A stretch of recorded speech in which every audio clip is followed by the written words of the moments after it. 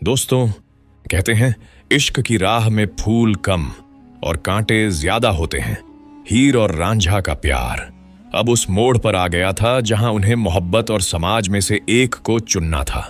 लेकिन अफसोस, समाज हमेशा से ही ज्यादा ताकतवर रहा है और इस ताकत ने हीर और रांझा की जिंदगी को हमेशा के लिए बदल दिया। हीर के परिवार वालों ने आखिरकार एक फैसला लिया। उन्होंने ठान लिया कि हीर की शादी उसकी मर्जी से नहीं होगी, बल्कि उनकी पसंद से होगी। हीर रोई, गिड़गिड़ाई, अपने परिवार के पैरों में गिर पड़ी, लेकिन किसी ने उसकी एक न सुनी। उस दौर में बेटी की आवाज कभी मायने नहीं रखती थी। बेटियां सिर्फ इज्जत मानी जाती थीं और इज्जत का मतलब था परिवार का आदेश मानना। और इस तरह हीर की जिंदगी पर जबरदस्ती एक और रिश्ता थोप दिया गया। रांझा ये खबर सुनकर टूट गया। उसके सीने में जैसे किसी ने छुरा घोंप दिया हो। वो समझ गया कि अब समाज और परिवार कभी उन्हें साथ नहीं रहने देंगे। कुछ दिनों तक उसने हीर से मिलने की कोशिश की। कभी गुपचुप संदेश भेजा, कभी नदी किनारे बांसुरी बजाई, लेकिन हीर अब कड़ी निगरानी में थी। उसकी आजादी छीन ली गई थी। रांझा अकेला हो गया और इसी अकेलेपन ने उसे सूफी फकीरों की राह पर धकेल दिया। वो दर दर भटकने लगा।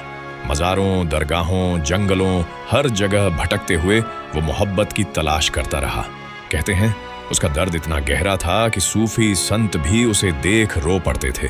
रांझा अब सिर्फ एक इश्क करने वाला आशिक नहीं रहा, वो इश्क का दीवाना बन चुका था। उधर हीर की शादी कर दी गई। वो दुल्हन तो बन गई, लेकिन उसके दिल में रांझा ही बसता था। वो हर लम्हा यही सोचती, क्या रांझा मुझे कभी वापस लेने आएगा? क्या हमारी मोहब्बत का कोई अंजाम होगा? दोस्तों, सोचिए, किसी लड़की के लिए इससे बड़ा दुख क्या हो सकता है? उसकी जिंदगी का सबसे प्यारा रिश्ता उससे छीन लिया जाए और उसकी आवाज दबा दी जाए। हीर का हर दिन एक कैद की तरह बीतने लगा। उसकी हंसी, उसकी चमक सब जैसे कहीं खो गई थी। लोग कहते थे हीर शादीशुदा है, लेकिन हकीकत ये थी कि उसका दिल अब भी रांझा का था। समय बीतता गया, लेकिन मोहब्बत हार नहीं मानी। रांझा और हीर आखिरकार फिर से मिले। दोनों ने तय किया कि अब चाहे जो हो, वो एक दूसरे का साथ नहीं छोड़ेंगे।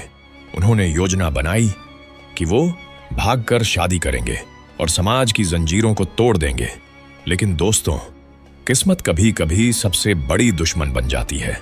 हीर के परिवार वालों को इस योजना की भनक लग गई और उन्होंने ठान लिया कि अब इस मोहब्बत को हमेशा के लिए खत्म करना होगा। हीर को धोखे से जहर दे दिया गया।